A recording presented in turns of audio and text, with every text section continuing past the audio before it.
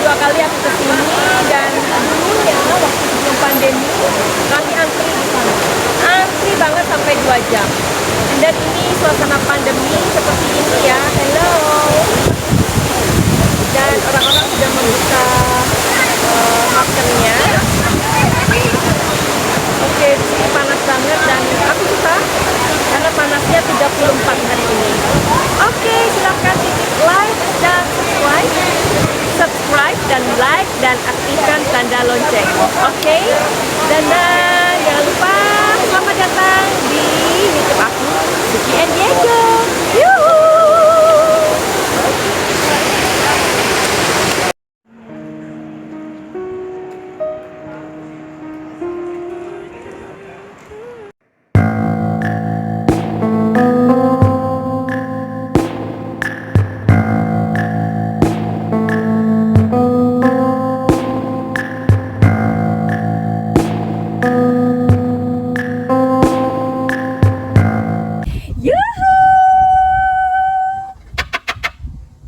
Everybody house, bahwa kita disinari oleh kasih dan cinta. Dan buat kamu yang baru pertama kali terdampak atau kesasar di channelku ini, aku si pembisik kartu. Aku tinggal di Belanda dan di Thailand. Dan buat kamu yang udah sejauh ini mensupport channelku, banyak cinta buat kamu atau kalian nungguin ya.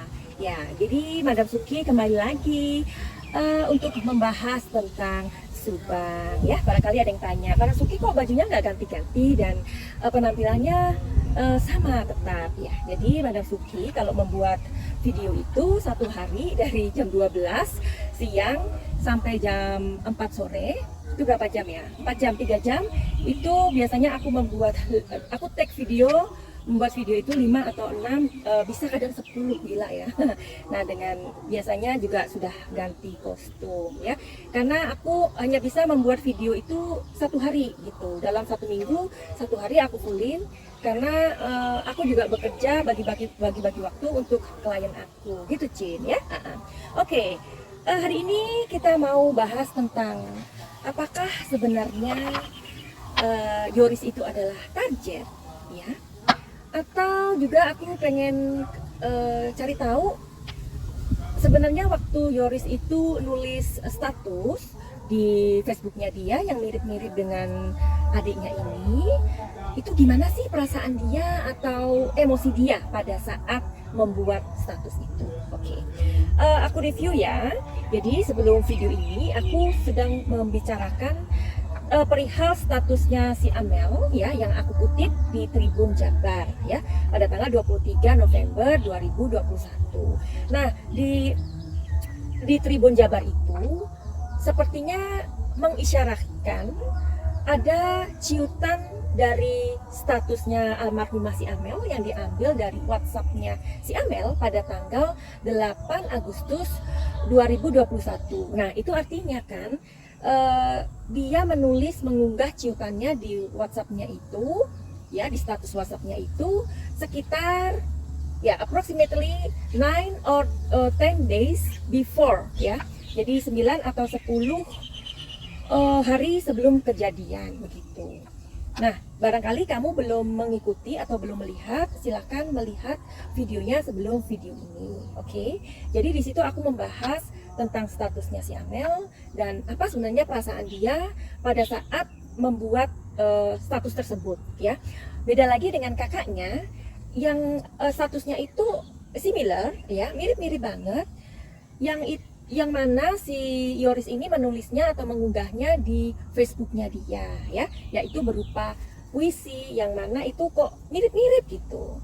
Nah, di situ aku membahas atau aku sudah memikirkan, intuisiku sepertinya 3 orang ini, Amelia almarhumah dan almarhumah Ibu Tuti juga Yoris, mereka bertiga sedang merasakan adanya ketidaksukaan atau kedengkian dari beberapa orang atau seseorang begitulah ya. Nah, seseorang atau beberapa orang ini kan kita nggak tahu siapa dia. Nah, barangkali kamu sudah berasumsi atau kamu sudah berpikir bahwa Yoris ini kayaknya terlibat deh, atau dia mungkin tersangkanya. Kenapa? Karena statusnya kok mirip-mirip sama adiknya. Nah, tetapi intuisi aku berkata bahwa mungkin benar, mungkin tidak ya. Nah, sekali lagi, ini kita bisa berpikir dari cara pikir kita, dari sudut atau cara pandang kita tentu yang berbeda, gitulah ya.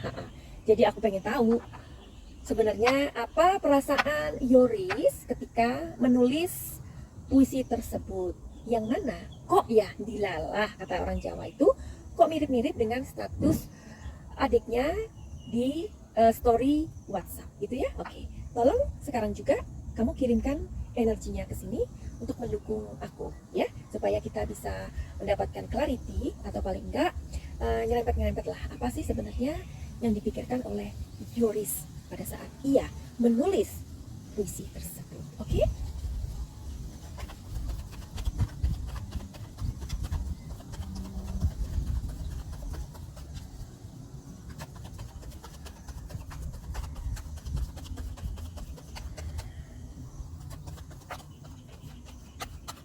And 2, 3. Oke, 3 yang jatuh. Oke.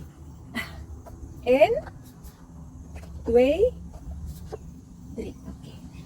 Ingat ya, sekali lagi aku bertanya, apakah perasaan Yoris ketika ia menulis puisi yang ternyata mirip-mirip dengan adiknya? Apa perasaan dia? Oke, ini kartunya. Oke, jadi 3 kartu sudah keluar. Dan sekarang aku bertanya lagi, apakah Yoris adalah target? Ayo bantu aku. Oh my god, sudah keluar duluan. Oke, bantu aku ya. Bantu aku untuk mengirim energi kalian ya. Pertanyaannya adalah, apakah Yoris sebenarnya adalah target?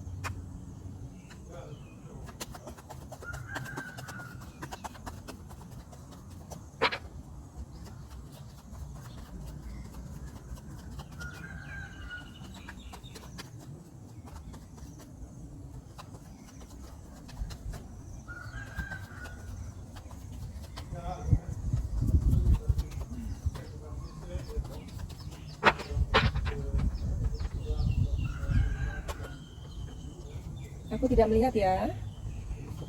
Oke. Masih ada yang suka dengan cara aku menshuffle kartu-kartu ini? Jeng, aku kasih tahu ya. Dulu itu ya, waktu awal-awal kasus Subang itu, aku memiliki 85% itu adalah wanita ya yang melihat video kontenku ini. Tetapi makin lama, jeng, kenapa sekarang ada 40% itu laki-laki yang banyak sekali tertarik dengan konten Madam Siki? Apa karena cara menshuffle aku ya, Jeng ya? Oke. Jadi itu tadi adalah barusan ini kalian pikirkan sendiri aja. Oke? Nah, sekarang kita masuk ke kartu ini. Oh my god, kartu ini keluar lagi. Ini loh kartu ini. Ingat waktu aku baca tentang Amel? Iya, ya. Nah, kartunya Amel keluar ini. Masih ingat? Sekarang keluar lagi. Ada loh orang-orang di komentar-komentar itu mengatakan bahwa kartu tarot itu kan cuma kartu biasa ya. Pastinya orang yang setiap orang petarot ya atau tukang tarot ketika mengambil berbeda-beda ya, hasilnya berbeda-beda. Terus barangkali kalau dicoba lagi misalkan kartunya pasti berbeda. Tetapi di kartuku ya, kartu ini kartu luar biasa. Tapi dia hanya kartu biasa sih ya, cuma kartu biasa. Cuman dia mempunyai koneksi dengan aku, kartu ini ya. Kartu yang lain juga, tetapi ini yang paling terkoneksi dengan aku ya. Bagaimana aku mendapatkan ini? Dengan cara yang luar biasa juga, tapi nggak aku bahas di sini. Oke. Kembali lagi ke komentar orang yang mengatakan kalau misalkan di shuffle berapa kali pasti hasilnya berbeda. Tetapi di kartuku ini, makanya aku bilang istimewa, kartu selalu ngikut. Pada saat aku membaca kartunya Pak Yosef, ada satu kartu yang selalu ikut sama Pak Yosef. Dan ini kartunya Amel di video sebelum ini, kartu ini ikut. Bagaimana pendapat Anda? ya. Karena ya jelas aja kalau misalkan kartunya dari petarot beda, ya energinya beda kok. Ya nggak mungkin lah energi kita sama. Kan gitu aja, ya. Jadi terserah aja ya, yang mau percaya ya monggo, yang nggak percaya ya monggo. Nggak usah di inilah, nggak usah diperdebatkan ya. Oke. Jadi ingat tadi ini kartu yang jatuh, ini adalah yang kedua. Oke, dibuka. Oh ternyata ada kartu lagi. Oh my god, aku nggak tahu bagaimana. Oh my god, oke. Amazing ya. Aku tadi ini kan jatuh duluan. Ternyata dia dua. Kartunya ada dua. Nah, ini mau tahu nggak? Ini artinya adalah sumbernya. Nah, kartu yang jatuh dari awal adalah sebuah teka-teki. Dari awal aku membuat kasus subang ini, kartu ini keluar terus. Artinya adalah memang kasus ini bulat ya, kayak teka-teki silang, misteri. Ini, nah ini keluar lagi. Oke. Dan ini kartu yang sama seperti Amel, kartunya persis dengan Yoris. Oke. Tapi nanti aku baca. Sekarang kita masuk ke kartu yang pertama dulu. Sekarang kita kupas ya. Sesuai dengan pertanyaanku, bagaimanakah perasaan Yoris ketika ia membuat puisi di Facebooknya itu?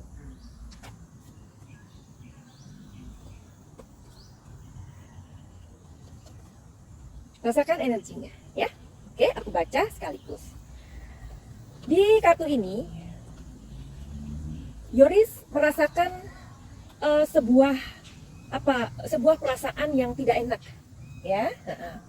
Dia sangat merasakan adanya orang-orang yang tidak menyukai cara kerjanya, dia, ibunya, dan adiknya. Ini ya, intensity. Jadi dia merasakan sesuatu. Kalau misalnya gini lah, kamu itu sering diomongin banget ya sama teman-temanmu, kamu itu sering banget dirasain sama teman-temanmu. Kira-kira kamu kerasa nggak? Kerasa pastinya. Apalagi ini orang dekat banget di lingkungan keluarganya. Nah, kalaupun kita tidak terasa secara secara perasaan, Tuhan itu memberikan kita insting atau memberikan petanda. Misalkan mata kita sebelah kiri sering sekali kedutan. Apa itu maksudnya? Ya, jadi kita itu boleh aja kita itu menjadi orang yang cerdas secara logika, ya. Tapi hal-hal seperti ini itu nggak bisa kita bilang logika, sayang. Ya, ini adalah spirit yang kita omongkan. Ada orang yang datang ke kontenku ini, terus ketika melihat dia marah-marah. Ini nggak ilmiah katanya. Saat aku membaca tarot seperti ini bukan hal yang ilmiah. Jadi orang tersebut aku pastikan adalah salah room, ya, salah kamar, ya. Nah, yang aku bicarakan di sini, ketika kita sudah membuka tarot, di sini adalah hal-hal spiritual berhubungan. Ada sih yang hal-hal yang aku ungkapkan secara logika, ya. Tapi semuanya itu biasanya tersirat semuanya bahasaku, ya. Oke. Jadi dia si Yoris merasakan perasaan itu, makanya kenapa dia menulis di puisinya, ya. Dia merasakan orang-orang yang tidak suka dengan cara kerjanya, ya. Dengan 3 trio ini ada di yayasan tersebut. Nah, ini sangat-sangat ia rasakan dengan kuat. Nah, di sini ada kartu ini. Apa ini artinya? Lihat, ada ular dan ada orang yang memakai topeng. Nah, si Yoris sangat paham dengan taktik ini. Dia sebenarnya tahu orangnya, cuman kan ini dia sedang terkait. Namanya terkait kan bisa saja ia tertuduh, kan begitu.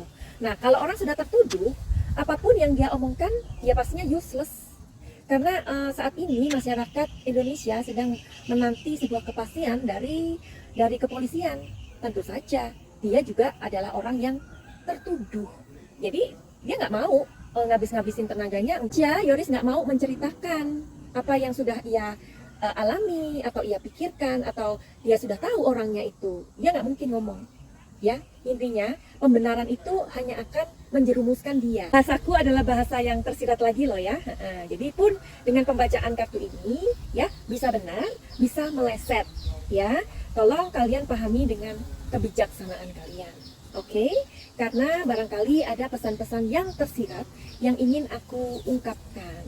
Oke? Nah, dia tahu trik si Yoris ini ngerti banget bahwa ada trik-trik di dalam yayasan ini. Orang-orang yang bermain, orang-orang yang kong kali kong, orang-orang yang nggak suka, orang-orang yang maksudnya dengki dengan apa yang mereka capai. Oke, ini adalah politik dan dia tahu itu. Dan kartu ketiga ini mengatakan selama ini dia cukup memendam perasaannya itu. Kita tahu ya, kalau Yoris ini dibilang bahwa dia adalah seorang yang temperamental, dan itu sudah aku bahas juga di videoku yang sebelumnya. Jadi kalian mesti cari sendiri, oke? Atau kalian cus aja lihat di kolom komentar, biasanya ada notification yang aku sematkan di situ. Jadi ketika kalian klik linknya, kalian sudah menuju playlist kasus ibu dan anak ini. Ya, jadi kalian tuh nggak usah capek-capek lagi. Semuanya sudah dipermudah sama Madam Suki. Nah, jadi si Yoris ini sudah memendam sebenarnya udah lama, dan dia juga mengatakan kepada ibunya, mengadakan pada adiknya begini begitu. Nah, jadi antara Yoris dan adiknya dan ibunya memang ada banyak sekali percakapan tentang hal ini, ya, tentang kedengkian di sekitar mereka yang mereka rasakan begitu nyata, ya. Dan sekarang adalah kartu yang kedua. Apakah sebenarnya Yoris ini adalah target? Ingat, kartu ini juga diikuti oleh kartunya Amel, ya, di video yang sebelumnya. Tapi pembacaannya di sini berbeda, meskipun kartunya sama, tapi aku harus melihat kartu yang sebelumnya. Makanya kenapa pembacaan kartu tarot ini susah, ya, karena nggak bisa sendiri-sendiri. Meskipun kartunya sama, ini artinya berbeda. Maknanya adalah, apakah Yoris ini target? Sebenarnya antara iya dan tidak. Jadi pelakunya ini, atau orang yang dengki ini, sebenarnya dia sedang menimbang. Nah, Yoris ini bagaimana kekuatannya? Mengukur kekuatannya. Kalau dilakukan ini di Yoris ini punya anak kecil, ya, punya istri, ada 3 orang di sana. Nah, kalau targetnya adalah Mama Tuti dan Amel, di situ hanya 2 orang, itu loh. Kalau targetnya adalah Ibu Tuti, paling enggak yang satu kan masih tidur, tapi apa daya si Amelnya terbangun, itu loh, ya. Jadi sebenarnya orang ini sedang mengukur, menimbang. Kalau Yoris nanti bagaimana? Kalau dua-duanya terbangun atau bagaimana? Pasti ini masih lebih agak susah daripada yang 2 ini, karena pasti tidurnya terpisah. You know what I mean? Ya. Oke. Terus di sini ada diskusi, dari pelaku ini antara iya dan tidak. Jadi orang-orang ini berdiskusi. Iya apa enggak nih sebelum ditetapkan itu, ya, pada tanggal 18 Agustus itu, iya apa enggak? Kayaknya enggak deh. Nah, akhirnya di sini ada sebuah kesepakatan yang sudah dilakukan bahwa oke, ini misalkan ada plan A dan plan B. Plan A aja. Nah, pada tanggal 18 Agustus 2021 dengan kesepakatan itu, plan A lah yang dikerjakan.